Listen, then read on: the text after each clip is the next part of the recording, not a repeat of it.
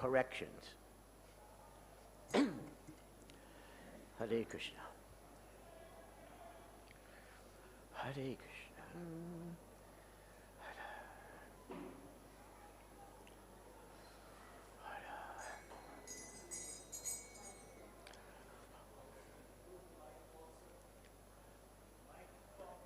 I can lean towards it. Hare Krishna.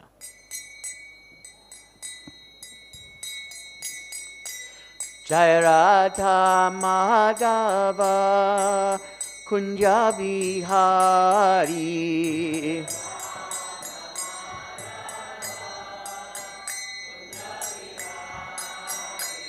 Jai Radha Madhava Kunja Bihari.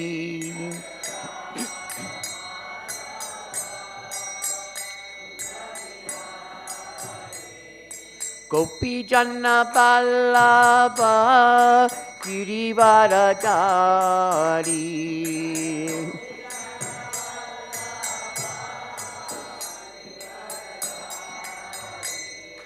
Gopi Janna Vallabha Girivaradhari.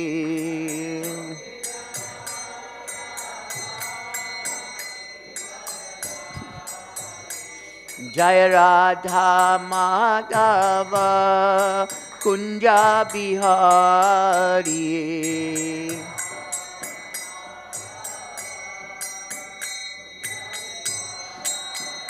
Jai Radha Madhava Kunja Bihari.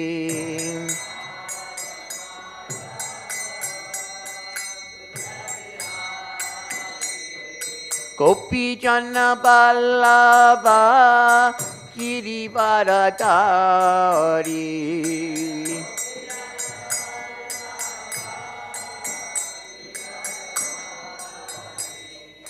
Gopi Janna Vallabha Girivaradhari.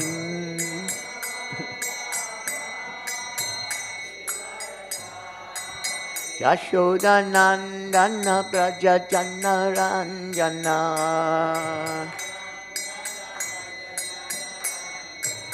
Yashoda Nandana Braja Janna Ranjana.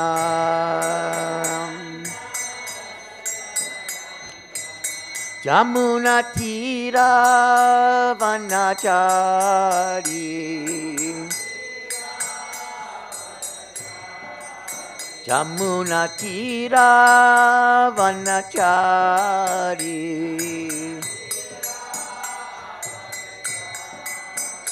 Jaya Radha Madhava Kunja Bihari.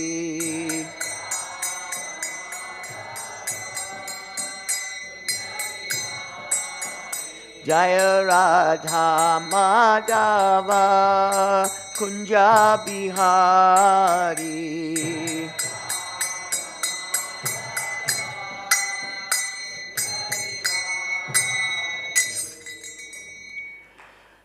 Jayam Vishnupad Paramhansa Parabrajak Acharya Asutara Satasri Srimad. His Divine Grace A.C. Bhaktivedanta Swami Srila Prabhupada Ki Jai. Jayam Vishnupad Paramhansa Parabrajak Acharya Asutara Satasri Srimad. His Divine Grace Srila Bhakti Siddhanta Saraswati Thakur Ki Jai.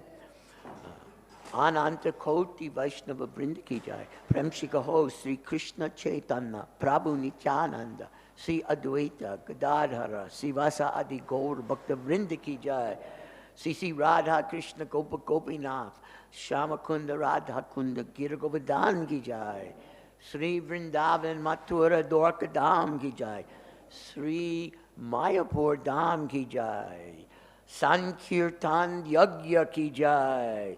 ISKCON founder Acharya Srila Prabhupada Ki Jai. BBT founder Acharya Srila Prabhupada Ki Jai. Transcendental Sankirtan book distribution marathon Ki Jai. Samaveda Bhakta Vrinda Ki Jai. Tulasi Maharani ki jai, Jamuna Mai ki jai, Ganga Mai ki jai, Bhakti Devi ki jai, Srimati Tulsi Maharani ki jai again. All glories to the assembled devotees. All glories to the assembled devotees. All glories to the assembled devotees. All glories to you, Srila Prabhupada. Thank you very much, Srila Prabhupada. Nama Om Vishnu Padaya Krishna Prestaya Bhutale Srimate Bhakti Vedanta Swamin Iti Namane Namaste Saraswati Deve Gauravani Pracharine Nirvisesha Shunyavadi Paschatyade Shatarine Om Gyan Timarandasya Gyananjana Shalakaya Chakshusun Militanjena Tasmai Sri Gurave Namaha. Hare Krishna. Srila Prabhupada ki jai, and the disappearance day of Srila Bhaktisiddhanta Saraswati Thakur ki jai.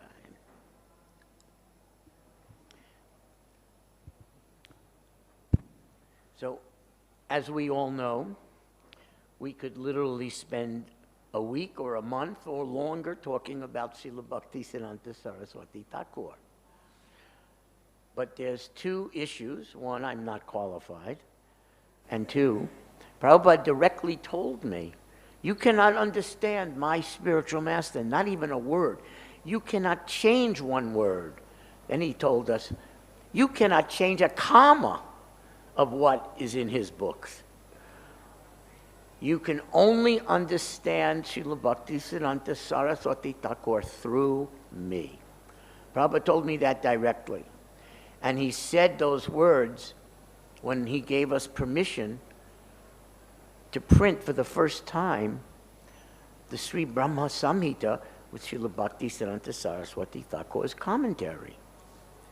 And when we asked Prabhupada, because we had a certain standard of editing in the BBT, if we could apply that standard towards that book by his spiritual master, he ordered, you cannot make one change to his words, not even to a comma. So, that is a well-known instruction, and how we follow that to this day is with our sincerity and our determination and our prayer that what we do be pleasing to Srila Prabhupada.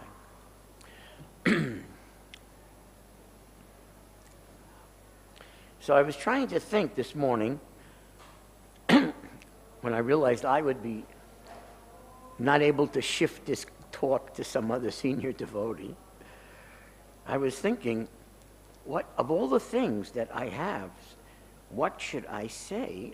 What should we hear about Srila Bhaktisiddhanta Saraswati? And I just remembered that firm instruction from Srila Prabhupada that you cannot understand him except through me. So with that in mind,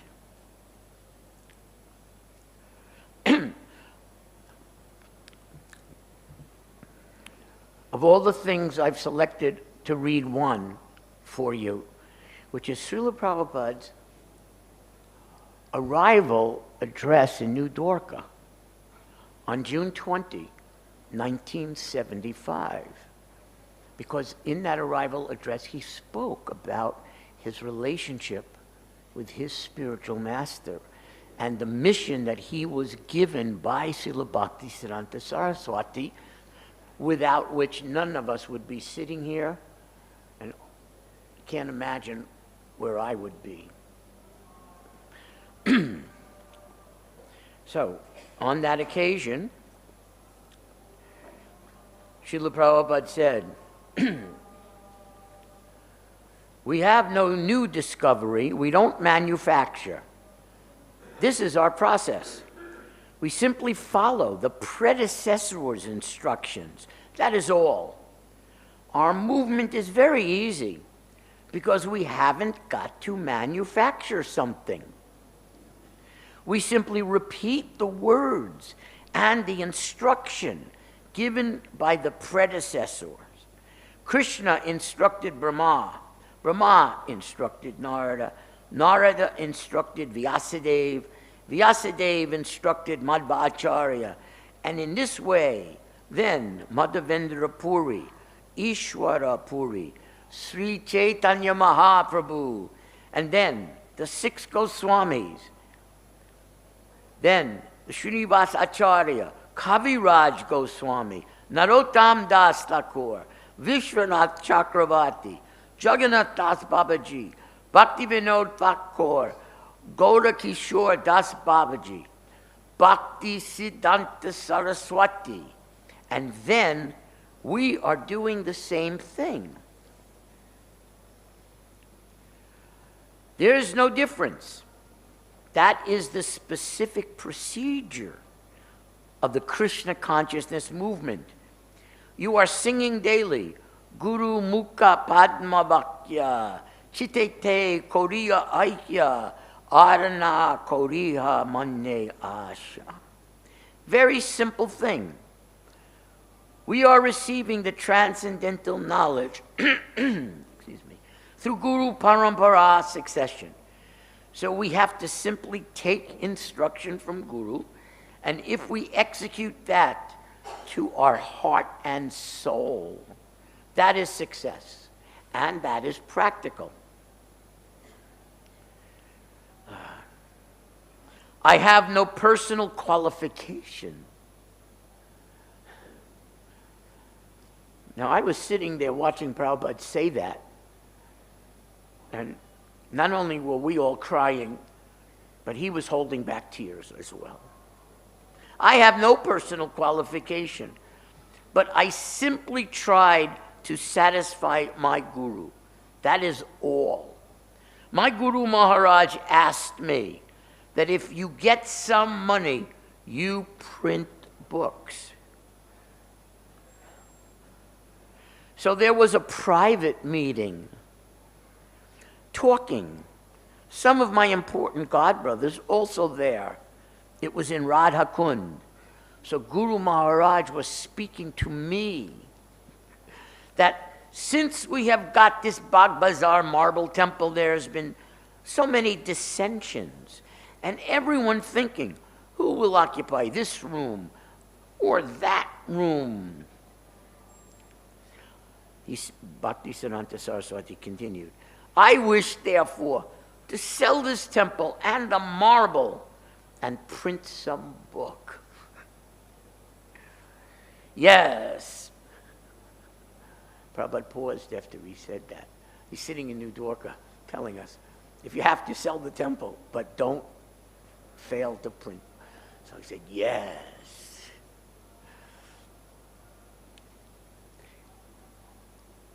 So I took this up from his mouth. That's an amazing description. He took this up from his mouth, like it was like a sacred river from Goloka Vrindavan. And Prabhupada was getting something from that transcendental lotus mouth of his Guru. So I took this up from his mouth, that he is very fond of books. And he told me personally that if you get some money, print books.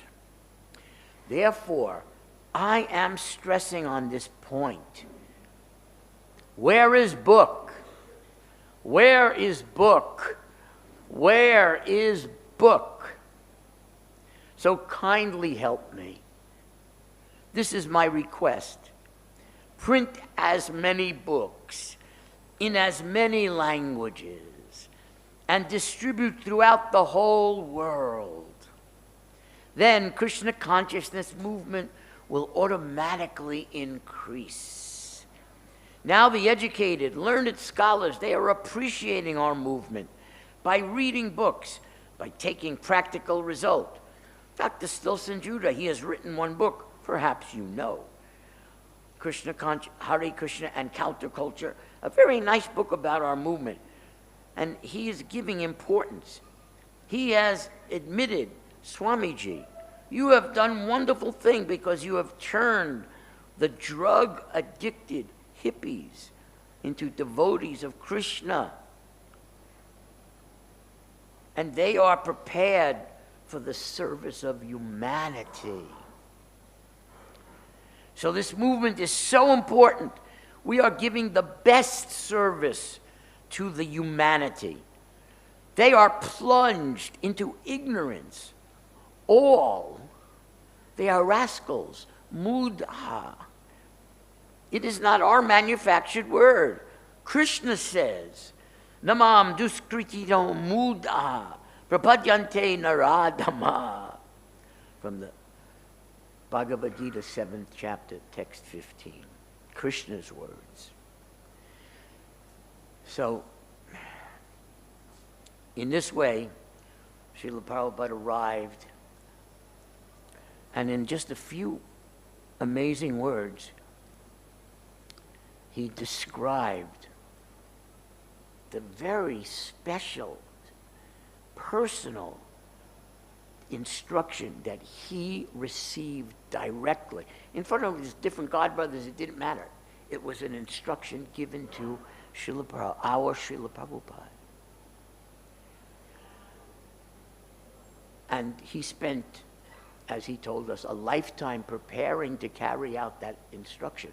A lifetime in preparation is the chapter heading in the Lilamrita. A lifetime in preparation. And then he came.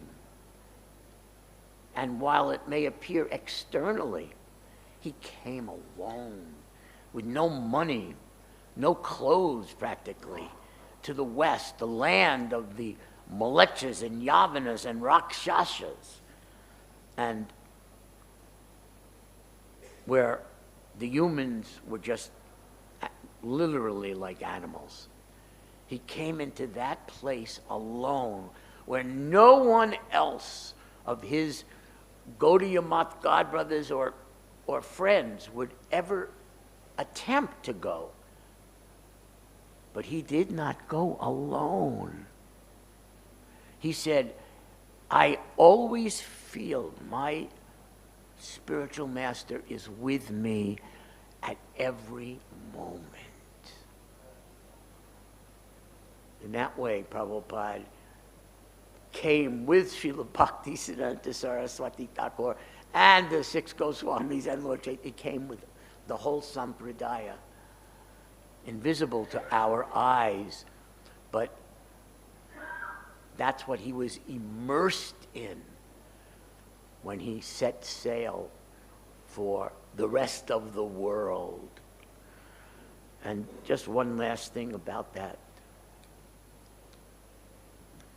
We have our farms, and we have all around us different trees, and we have our material eyes to see them. But what we did not have eyes to see is that Prabhupada carried a transcendental seed from Goloka Vrindavan. In that seed was the entire spiritual world, because in that seed, which Prabhupada said was non-different from Krishna himself, and Krishna is never alone, in that seed, which Prabhupada planted in that unusual place in New York City, a transcendental tree began to grow. It grew so high, reaching into the atmosphere, past the normal sky, and it had so many branches that started growing out, covering every continent of this earthly realm. Every country was covered by those branches. We didn't see it at that time. We sometimes don't see it today. Those branches were producing flowers and fruits of love of God that were just dropping into every town and village and country and continent of this whole earthly realm. That's what Prabhupada carried with him. by the order and empowerment of Srila Bhaktisiddhanta Saraswati Thakur. And he said this movement is non-different from Krishna himself. So we would ask if anyone, it's emotional for all of us because Srila Bhaktisiddhanta Saraswati is our spiritual grandfather or great-grandfather, and I'll say one last thing. In 1973, right after the Christmas marathon, the first one, we started writing reports like you read every morning here in the main temple of Sri Radha Madhava, the reports of book distribution. Back then, there were literally about 7 or 8 or at most 9 devotees distributing books. So I would write the names of each devotee and what they had done that day. It was very timely. We would bring it over to Prabhupada's quarters in New Dwarka. This was in 1973. And give it to his secretary, who was Brahmananda Swami. And Brahmananda would read it, bring it upstairs and read it to Srila Prabhupada just as he was getting ready to take his 2 hours rest. That's all Prabhupada took. That's not just folklore or artists, writers' embellishment. Those who traveled with Prabhupada can all attest. 2 hours. Then he would wake up. So 10 to 12, let's say. Then he would chant his japa. A little. Then he would sit down and have private conversations with Krishna as he was dictating his books. He gave up what no one can give up, practically. Who can give up sleeping for 10, 12 years in a row? In a row, every day. To give, just to give Krishna to us and to the world. So anyway, one of those days, Srila Prabhupada took the report, that little report that we had given, and he took his pen from his desk, and with his lotus hands, he wrote a note. He said, "My dear boys and girls, you're all working so hard to distribute this love of God." I'm paraphrasing. "Despite all inconvenience and difficulties, you're going out every day doing this." Then he wrote, these words are not paraphrased, they're exact. "Surely my Guru Maharaj will be pleased upon you 1,000 times more than me.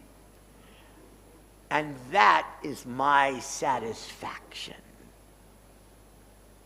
And then at the end, your ever well wisher, NB, everyone should join the śaṅkitānāṁ party as soon as possible. So we still have that handwritten note from Prabhupada describing the unlimited mercy that he gives. You can't measure how could it be 1,000 times more. But that's what he described was coming from Srila Bhaktisiddhanta Saraswati Thakur. Srila Bhaktisiddhanta Saraswati Thakur ki jai. And of course, his supermost representative, ambassador to the whole world, our Srila Prabhupada ki jai. Thank you. Hare Krishna. So next, we're going to talk for a few moments, just a few, because it's not technically a Vaishnava holiday, what the world calls New Year's. And apparently there's a tradition here in Mayapur for staying up till midnight, almost like the non-devotees try to do. Only we'll be praising Krishna. So I was thinking about this. What is the meaning of this new year? And there are two things that I thought of. First, that everyone, both devotees and non-devotees alike, they make pledges. They're called New Year's resolutions of what they're going to try to do better in the coming year. And the second thing I was thinking is, what is this New Year's? What are we actually observing? So I'm going to start with that very briefly. Because while I'm talking about this, please think of just one sentence, New Year's resolution that you want to make. Because we're going to go around the room and ask people, every one of us, just what's your resolution? What do you hope for this year, this coming year, calendar year? So be thinking of that, because you're going to get called on. So what is this new year? Well, it is the structure of our universe that is so flawless that the sun always rises and the planets and sun travel perfectly. And the sun sets and rises again and again. And in this way, we try to calculate time. But what is it that we're really calculating is this perfect order, this perfect structure, this perfect organization within our universe. And when did that begin? Well, that began from the very moment that the universe was manifested. So, New Year's means not just, a new year based on our bodily concept of life, which is the way almost everyone in the world takes it. New Year means this is the birthday of the universe. And its anniversary every year. We're celebrating how we've calculated time based on the movement of the sun and the positioning of the earthly realm. But this is actually the birthday of our universe and how Kṛṣṇa manifested it. So actually it does have a transcendental significance for Vaishnavas. If we think of it in that way, going back, how the universe is organized, how we've calculated time based on that, where does that organization come from? When did it begin? Oh, it began with the birth of the universe. So therefore, this is our anniversary for celebrating the birth of our whole universe. So that may be a nice way to reconcile the Western world's celebration and our trying to have a celebration as well. So now comes the most important part. We're going to make a pledge of what we hope for in this coming year, which starts tomorrow. So I'll go first. My New Year resolution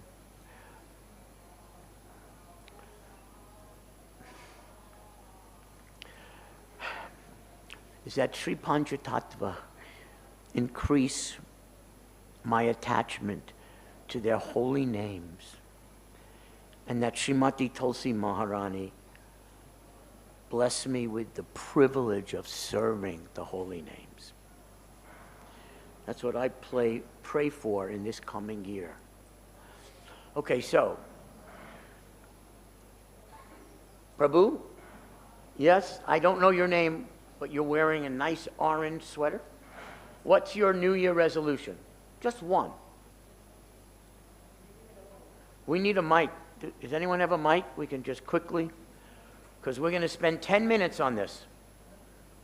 So you have to speak very fast. What do you hope for in the next year? What's your hope? My name is Shamananda Gauradas.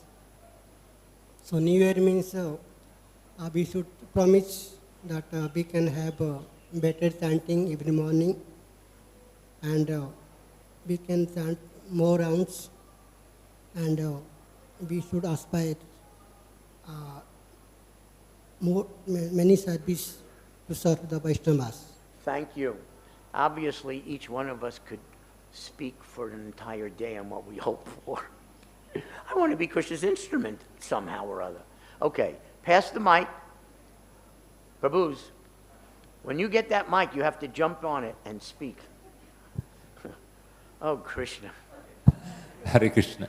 My resolution is I want and I hope and I pray in front of all the devotees and the Panchatattva, Radha Madhava and Nrsingadev, and of course Srila Prabhupada, to deepen my relationship with the holy name so it becomes more conscious. Wonderful.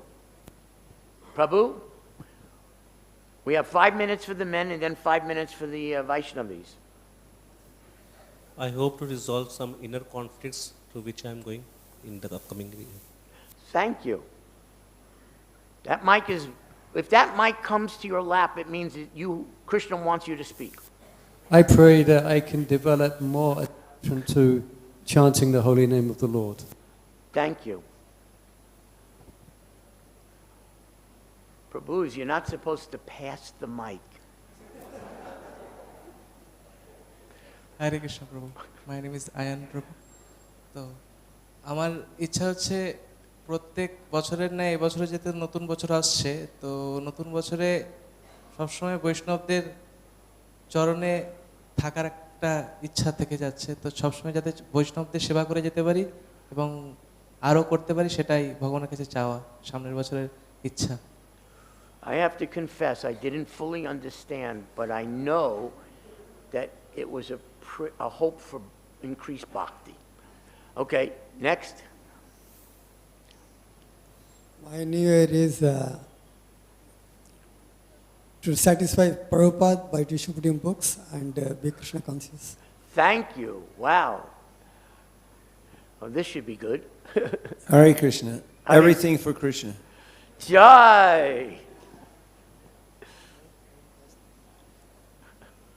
My New Year resolution is I am trying to serve Vaishnavas. Thank you. Okay, we have to pass it more this way because it has to reach the ladies in 3 minutes. Hare Krishna, my desire is that the amount of devotees would increase tremendously in my local yatra. Jai. You know, the whole idea behind a New Year's resolution is that when you get back to your room, you write down what your resolution was.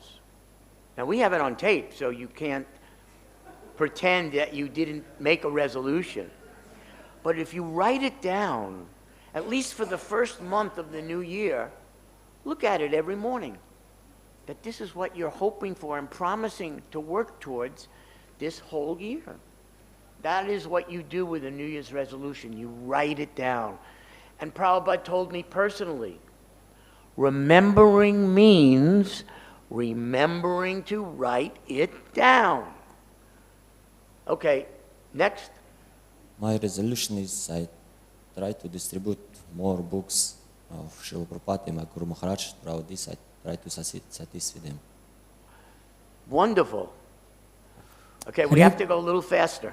Hare Krishna, my resolution is to read and distribute Prabhupada books. Wonderful. Don't keep it going this way. It has to reach the Madhajis in 2 minutes. Hare Krishna. My resolution is to attachment to holy name. Thank you. Hare Krishna. Okay, keep that mic moving. More preaching. More preaching. Wonderful.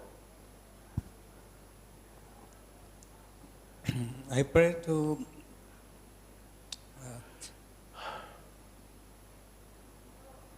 devotees, Prabhupada's disciples, to get me I can get the constant association of the devotees. Wonderful. That will save us all. Okay, pass it. After Haribol. you speak, pass it to the devotees in the chairs. So my resolution is to try to deepen my relationship with the holy name and deflate my false ego.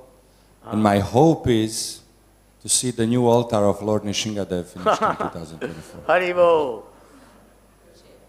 Okay, 2 devotees up there, and then give it to the Mataji's. My resolution is to dedicate every bit of my life, energy, and time to help devotees deepen their relationship with Srila Prabhupada. Wow, thank you. I'm hoping to gain a little more enthusiasm so that I can spread this enthusiasm around all of Mayapur to encourage people to come to Harinam Sankirtan, 5 to 6:30 outside the TOVP office. Actually, sometimes it starts earlier. Okay. Hare Krishna. Okay, now Vaishnavis. Hare Krishna. I just want to keep on trying to please Srila Prabhupada as much as I can by chanting the holy name as well as I can and to distribute it to others. Hare Krishna. Thank you. Hare Krishna. You have to speak, Bobby. I definitely want to chant better rounds, no doubt about it. Thank you. Hare Krishna. Hare Krishna. I want to complete reading all of Srila Prabhupada's books. Wonderful. Almost there, not quite. Wonderful. Hare Krishna. I pray to Guru Maharaj, Srila Prabhupada, and Guru Parampara that I chant more rounds, and I chant my rounds more attentively, and I pray to Krishna that I always remember Krishna. Hare Krishna. Thank you. Wonderful. I want to improve my japa also and read regularly Prabhupada's books. Wonderful. I would like to focus on really attentive, focused, devotional rounds when I chant japa. I would like to schedule a fixed time for reading Srila Prabhupada's books, and I would like to exercise for good health. Thank you. Okay. We pass it to these ladies sitting. Being humble. Manajis, you have another 3 or 4 minutes, so move the mic quicker. Being humble and taking shelter of the holy name. Thank you. Wonderful. Increase my attachment for Srila Prabhupada through reading his books and chant my rounds sincerely. Good. Hare Krishna. Purity is our essence, so my resolution is with full purity myself, more serve for my Guru Maharaj and Prabhupada for more preaching and book distribution. Thank you. Thank you. Okay, keep going. 2 more minutes. Hare Krishna. So I want to improve my sleeping time. I want to sleep by 9:30 so that I can get up early and chant attentively, and want to finish my rounds by 7 and read Srila Prabhupada's books daily. Haribol, thank you. I pray to be able to really open my heart to receive the love of Radha and Krishna and to remember them. To not forget. Wow, thank you. Hare Krishna. I would like to, when I chant my rounds, actually develop a personal relationship with Krishna. And when I chant with feeling and emotion and connect with Krishna. Do you get the feeling that everyone is talking for everyone else? I'm getting that feeling. Go ahead. I want to sing more Bengali bhajans. Jai.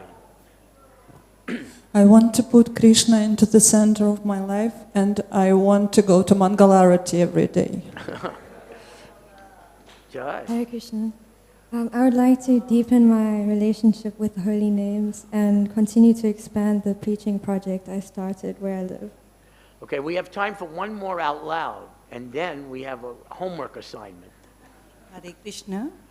I pray for more and more Krishna's bhakti and serving his Narayans. Thank you all for boldly saying in front of the assembled devotees what you want to work towards next year.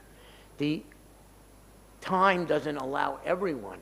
So my humble request is that when you get back to your room, take a piece of paper and just write down one, or if you're feeling inspired, 2 or 3, but just the most important true goals that you want to work towards this coming year. Just write it down and then keep it available. So at least for the whole first month of this year, new year, you look at it every day. Because that's the system of achieving goals. You write what your goal is and then look at it. And you work towards it because you're reminding yourself every day. And that's what we do with our New Year's resolutions as devotees. Thank you all for helping observe this New Year's Eve event. And now we have 15 minutes. Om Namo Bhagavate Vasudevaya. Om Namo Bhagavate Vasudevaya. Om Namo Bhagavate Vasudevaya.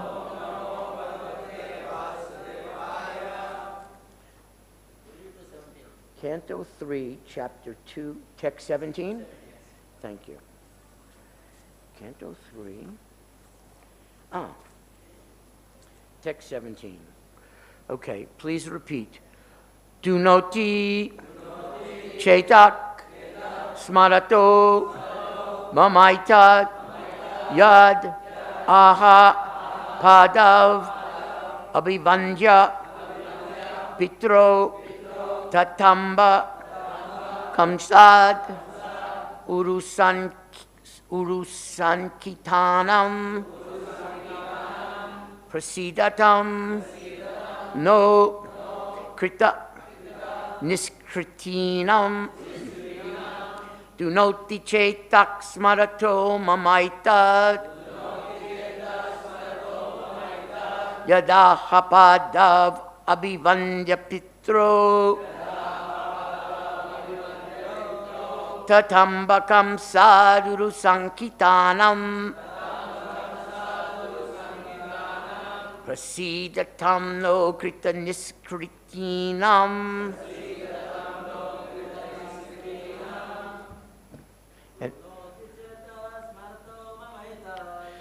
No.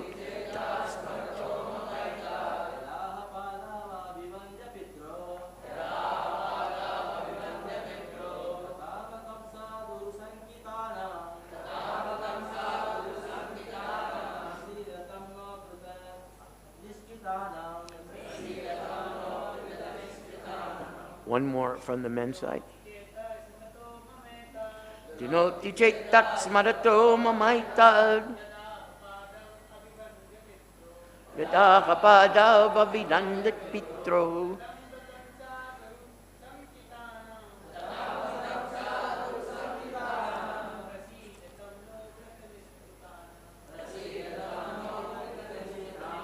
Okay, Vaishnavis, 2 Mataji, please. Dunoti cetaḥ smarato mamaitad,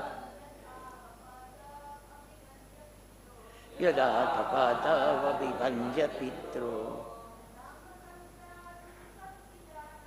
tātāmba kaṁsād uru-śaṅkitānāṁ, prasīdatam no kṛta-niṣkṛtīnām. Okay, word meanings. Yeah, to jump right in. Dunoti, it gives me pain. Dunoti means it gives me pain. So who is speaking about this pain is Uddhava. Who has asked him this question that he now is feeling so much pain? Vidura. Thank you. Cetaḥ, heart. Smarata, while thinking of. Mama, my. Etat, this. Yat, as much as. Aha, said. Pādau, feet. Abhivandya, worshipping. pitroḥ of the parents, tāta, my dear father, amba, my dear mother, kaṁsāt,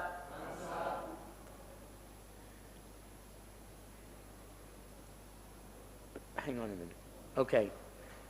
It was the pain at the end of the text that came up at the beginning. I just wanted to make sure I caught where it was. So we said abhivandya worshiping, and pitroḥ of the parents, right? And tāta, my dear father. Tāta, my dear father. Amba, my dear mother. Kaṁsāt, out of kaṁsas. Uru, great. śaṅkitānāṁ, of those who are afraid. Prasīdatam, be pleased with. Na, our. Akṛta, not executed. Niṣkṛtīnām, duties to serve you. So Uddhava is about to tell us what Kṛṣṇa and Balarāma were saying to Vasudeva and Devaki. Remember, Vasudeva and Devaki, the actual parents, but not the actual parents, because as far as Devaki was concerned, the baby was taken before she was even awake to realize whether it was a boy or a girl. And as far as Vasudeva was concerned, he did not want any harm to come to that baby. So he took the baby, carried the baby across the raging Jamuna River. It was raging. Went to the abode of Mother Yasoda, took her brand new baby, who was a girl, put the baby Kṛṣṇa there, and took the baby girl back to Devaki. So now, so many years later, Kṛṣṇa and Balarāma are trying to apologize to Vasudeva and Devaki for not growing up with them. So, translation.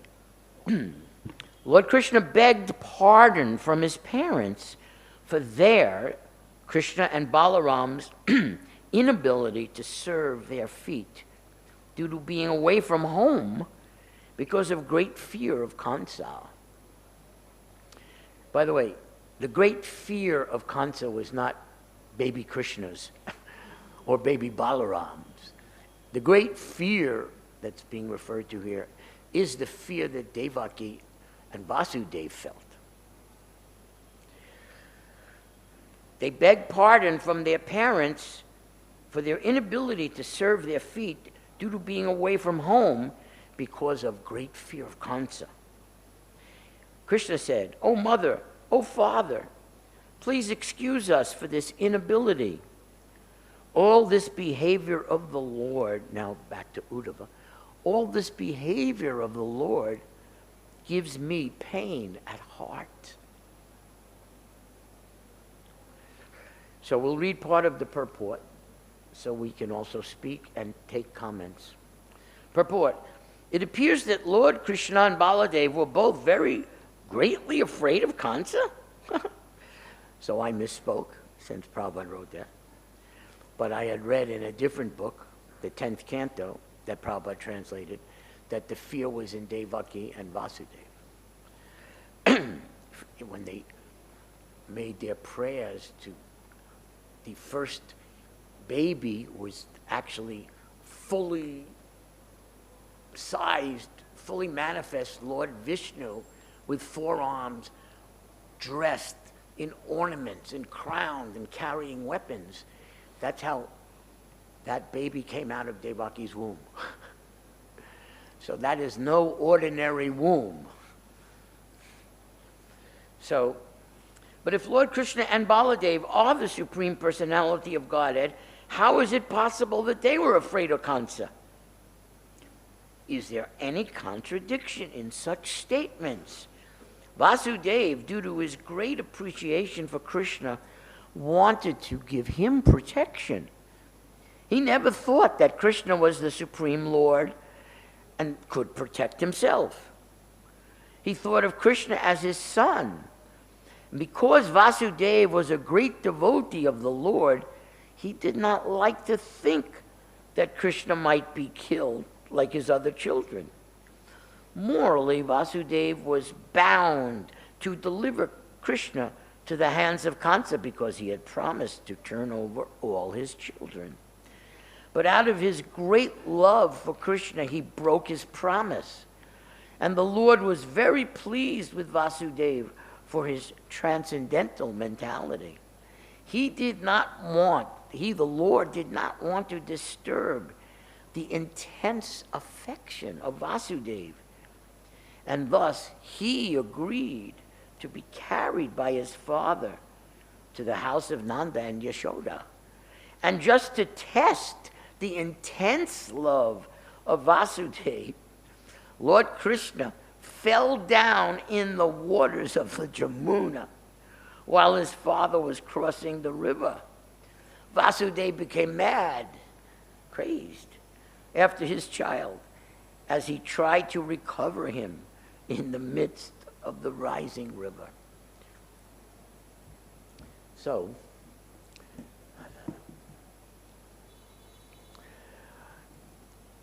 to begin to understand this pastime, I want to read from the Bhagavad Gita one text. This is, of course, chapter 4, text 9, and devotees should endeavor to memorize this, which I will endeavor to do as well. Janma karmata me divyam evam yo veti tattvataha Chaktva deham punar janmanaiti mam eti so Arjuna.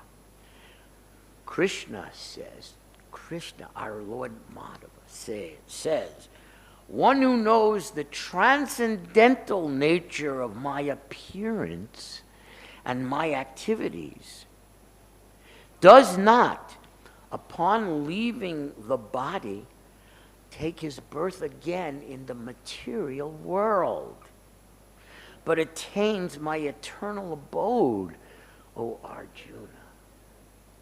So this is Krishna speaking to all of us through Arjuna, saying, any one of us who knows the transcendental nature of my appearance and my activities. So let's just talk for a few moments. What does that mean? Okay, we've just read in Krishna books and this memory by Uddhava, and in the 10th canto, we just read about Krishna's appearance. Is that what it means that we just read it?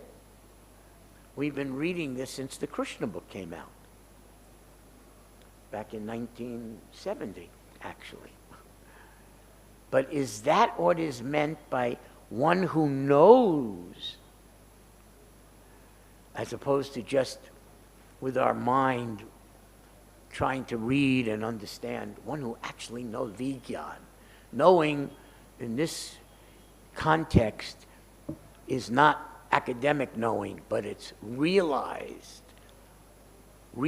experienced knowing, Vigyan.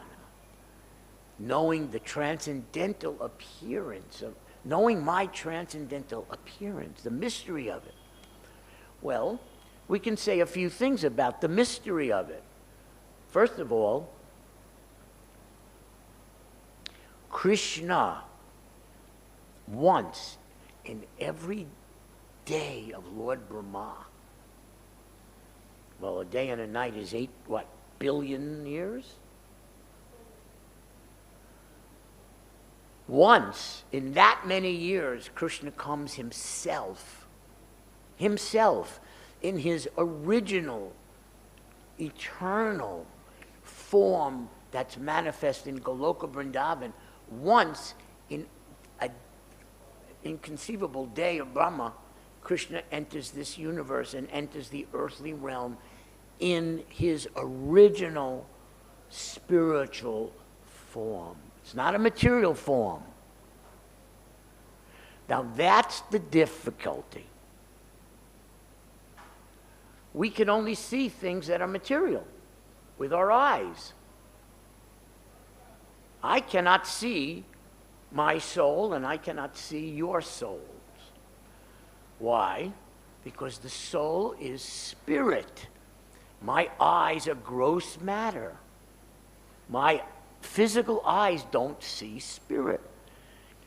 As far as my eyes can tell, spirit is invisible. Not just invisible, but of a completely different character and nature than anything my eyes have ever seen that's material. Everything my eyes have ever seen material comes into being, is sustained, disintegrates, goes away, it fades. That, like, there's certain characteristics of the external energy of the Lord. So when I'm seeing it, it's temporary, it's gross, and it's, unfortunately, if it's in this material world, experiencing great miseries. This is Martyalok, the planet of misery. We are bound up in this gross body, and our subtle mind, intelligence, and false ego, even we can't see that with our eyes, but they're bound up in what the gross body is experiencing and doing, and therefore Martyaloka, Krishna says, it's the land of misery. Can't avoid it. You get old, you get sick, you get diseased, you get injured, you get deluded, you get emotional, materially speaking. And then your body falls apart, your mind falls apart, your body just dies on you. And all everything you were ever attached to is taken from you millions and millions of times. So that's our experience. That's our only experience with our eyes of matter. So we have no experience with our eyes of spirit. Not that the fact that it's invisible to our eyes, but the fact that it's of an entirely different nature. It's not under the influence or control of kala or time. Spirit does not age. It's eternal. Its spirit is full of knowledge. And in its vigraha, spirit is full of bliss. It's of a totally different quality and matter. So, since we can't experience this or see this with our bodily senses, what is this amazing statement that Krishna says? For one who can understand the transcendental nature of my appearance. Well, the first thing that I think of is Krishna comes in spirit and mystically, because he's the master of all energies, allows us with our gross eyes to see spirit during that one time when Krishna has appeared. All of a sudden, everyone who saw Krishna, whether they know it or don't know it, was seeing spirit. It's impossible to see spirit, and then Krishna allowed us to see spirit. So if we're going to understand what it means to know and understand the transcendental nature of God's appearance, we have to start with the fact that his appearance is completely invisible by definition. It's completely different than anything we've ever experienced before by definition. And he's allowing us, even in this gross fallen condition of being covered by the gross body, to see spirit and begin to see and experience the qualities of spirit. And what to speak of leelas, spiritual relationships with Krishna, the all-pervading, all-knowing, all-powerful spirit who wants so much to have his devotees love in exchange that he enhances it.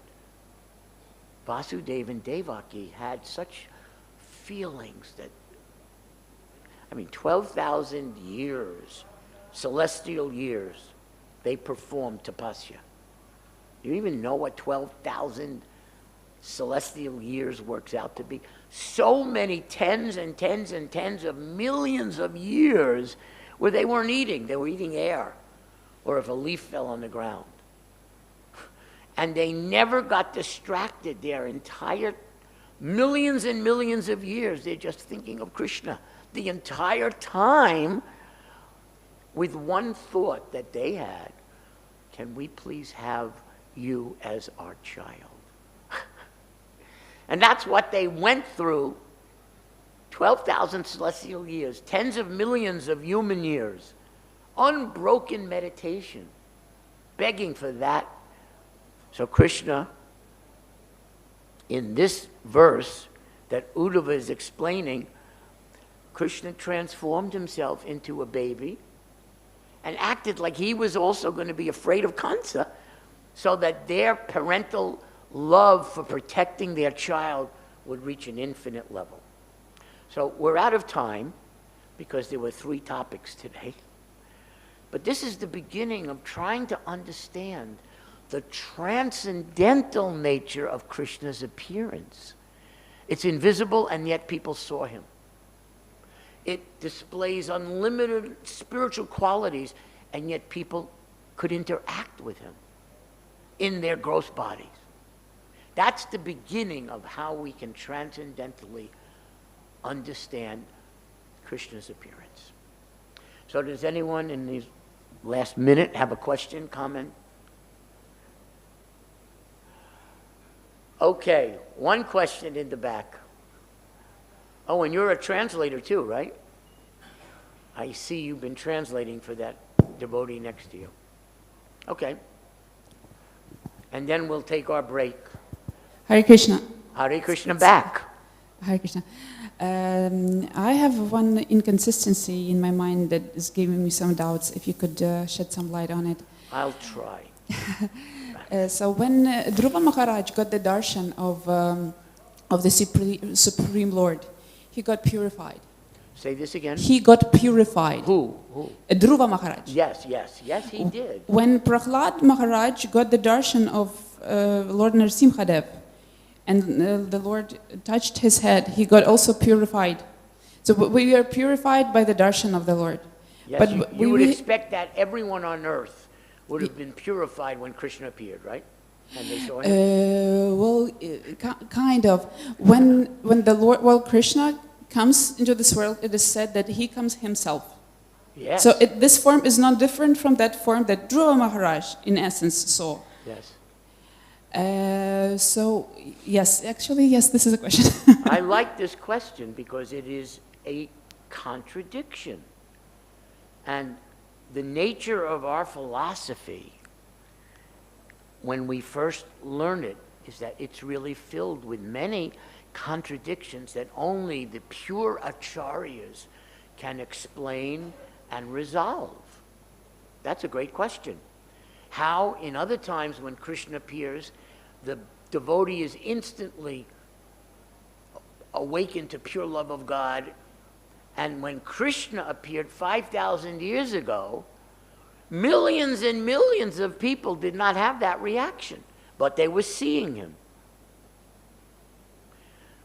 The difference is, and this is just one tiny part of the difference, in those other examples, Dhruva and especially Prahlad, Krishna appeared as, no doubt, the supreme personality of Godhead.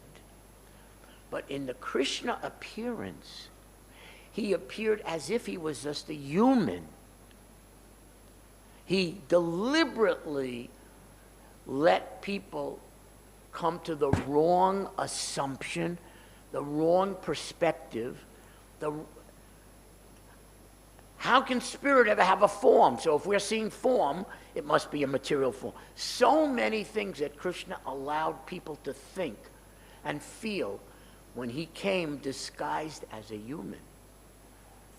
So he came both for his devotees who would see him in the right way and to bewilder the non-devotees who he knew from being everywhere in everyone's heart. That's what they wanted. They did not want to believe that God has a form and God's a person and you can have a relationship with God and you have to surrender to God.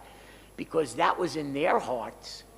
Krishna did not allow them to have that experience because they were hankering for a totally different life. So that's the beginning of my way of answering your question. Thank you all for your association and tolerating and to try to, as I said, just a few words from Srila Prabhupada. Hare Krishna. Vanchakalpatarubhischa kripasinirvyevacha patitanam pavanebhyo vaishnavebhyo namo namaha. Srila Prabhupada ki jai and Srila Bhakti Siddhanta Saraswati Thakur sending Srila Prabhupada ki jai. Hare Krishna.